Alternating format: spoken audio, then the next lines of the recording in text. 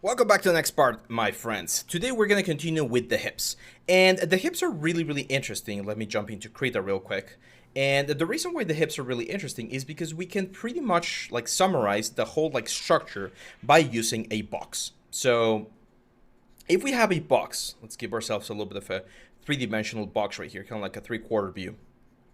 The hip bones are going to be filling this bones and this box, and we're going to have four corners. This guy right here, this guy right here, this guy right here, this guy right here, this guy right here, this guy right here, this one, and of course the one on the back. These are called the iliac spines, and we have 8 of them. We got the superior anterior iliac spine, which means superior on the top, anterior on the front, iliac spine, and therefore we got a superior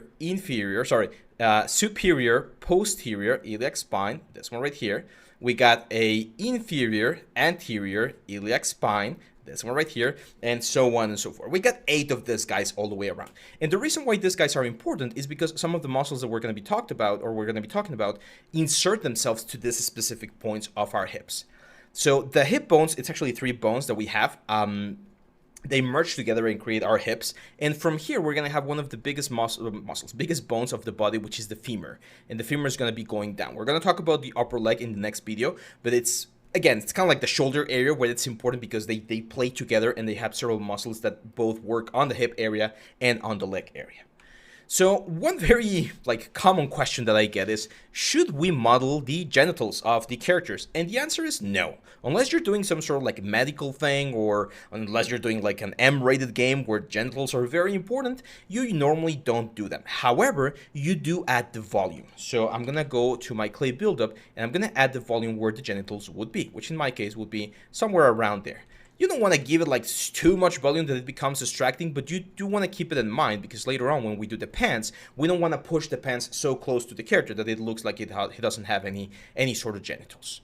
Now, on the hips, or talking about the hips, if you guys remember, we had the obliques coming on this area right here. And usually between the obliques and the abdominal muscles, there's going to be a little bit of a pit. So you probably have seen super buffed guys, super ripped guys that have this sort of area here that looks empty, like a hollow point. In this case, I think it might be a good idea to add it. This guy seems to have very low fat.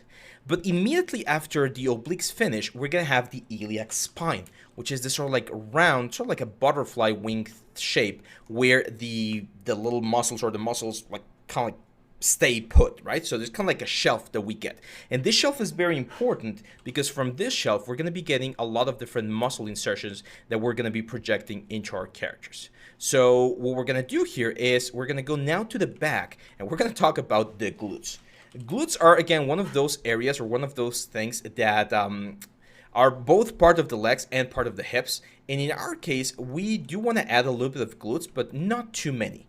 We actually have 3 different pairs of glutes. We got minor glutes, major glutes, and then maximum glutes. So the way you're gonna see them normally is like a butterfly again. So we're gonna have a big section right here, like this, and then a small section down here. Those are the main volumes that you're gonna capture with the glutes. I personally like to bridge them together and then use trim dynamic, of course, to create a little bit of a transition. And you can create a little ass crack right here. Again, not necessary unless you're gonna have a scene where the character is gonna be nude. I think the only game where I've seen a nude character with all of the butt exposed is The Witcher, where Geralt is on the bathtub and he gets out. That's probably the only time I've seen something so explicit. And I mean, it's part of the story, so it doesn't really bother me. But most of the times you're not going to have these models. You can also see in a lot of games, when people break the games and download the models and stuff like that, they never really sculpt these areas. They just capture the volumes. So in my case, that's what I'm going to do. I'm going to capture the volume of the butt right here, as you can see with this sort of oval shape. And a very important, on this side right here, it tends to be quite flat on this area. Yes, we do have some muscles, and I'm going to talk about these muscles when we talk about the leg elements, but the muscles are not going to create that much volume here on the leg. So as you can see, it starts to look a lot better because we got this very nice silhouette on the character. Now, on this silhouette is where we're going to have the pants. And again, in a similar way to how the armor on the forearms is going to work, we don't need to have perfect anatomy for the legs for this particular character unless we're planning on the game to have a section or whatever where the character is not going to be wearing any sort of armor or clothing. So when characters are not meant to be nude or with little cloth, you don't worry about having perfect anatomy underneath. If you're going to have a game with a system that allows you to change cloth frequently and different types of attires and things like that, then yes, of course you need to do everything as clean as possible. We are going to take a little bit of time to just like talk about the main muscles that we have down here, but again, we're not going to be worrying too much about them. So there we go. We'll just create this. Now, this is very important. This right here is where the iliac spine is going to be. So you're usually going to see like a little bump. Sometimes it even looks like a little divot. And that's the position where, again, a lot of the muscles are going to be like inserting in different places. Now, something really interesting is going to happen here. As you can see, the character has the torso covered by most of the skirt. So later on, we're going to have to divide the character into multiple subtools so that we don't have a super heavy subtool. We talked about this before. We're probably going to be like dividing the head from the rest of the torso, and we're going to be dividing probably the upper torso from the lower torso. And eventually, we're not even going to use the legs right here because the pants and all of the props that we have on the belt are going to be like substituting those. Let me add a little bit of volume on the tricep here, on the long head of the tricep. There we go. I want to see, you can see that little like shadow right there. I definitely want to see that shadow on my character. We can also inflate the latissimus dorsi a little bit right there.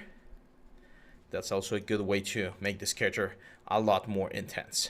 So yeah, that's pretty much it. This is a short video. Hips are not that difficult. It's just the groin area right here. We definitely do want to add the navel. So I'm going to go to my Damien Standard and just add where the navel would be, which is right there. Okay, again, when we get more geometry, we're going to be able to polish this a little bit more. But we just want to get a general idea of where the character is going to be. And very important, here's where the silhouette is very important. See how he has a very thin waist as a character? So when we rotate it like this, we see this very like nice intense loop right there. That's the kind of loop that I'm capturing right here. And if I see that this is way too thick of a hip, I might even consider it like pushing it even more. Let me get this right here. I kind of want to push this out a little bit and just push this in a little bit. It's very exaggerated, I know, but it kind of like fits the concept. Careful when you're doing this sort of thing, when you're modifying things that are hidden, because you will get those weird lines on your character. So let's just do a little bit of polish here, just smooth things out. We can Dynamesh at any point, as you guys know. We're still at 128 resolution. Do not increase your resolution unless you need it. And right now, I'm not needing it, so you shouldn't need it either, because we're just working with basic shapes, okay? So don't try to push things when we don't need geometry. It's just going to make your life so much more difficult. So working with low levels of polygons is usually a better idea on this like first stages of our character. Yeah, I like how this is looking. There's a couple of things I want to fix. So for instance, here in the bicep, I'm going to push the tendons of the bicep a little bit more. There we go. So we can create that like sort of like a round shape of the bicep going in. We can train dynamic this to flatten again. There we go. Perfect.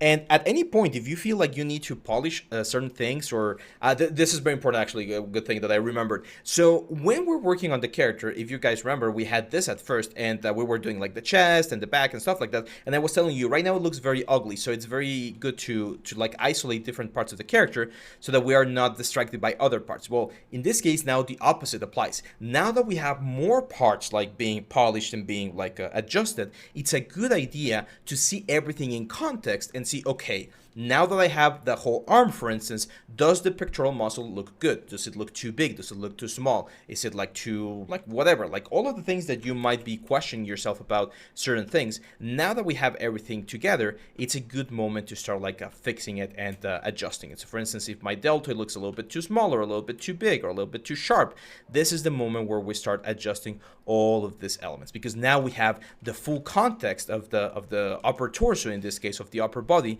and we can take those things into account. So I would suggest after you finish the hip, take at least 15, 20, 30 minutes to just tweak around and just move things one way or the other so that you can feel, or that you feel that your proportions and everything are falling into place with the main proportion or the main body of this character.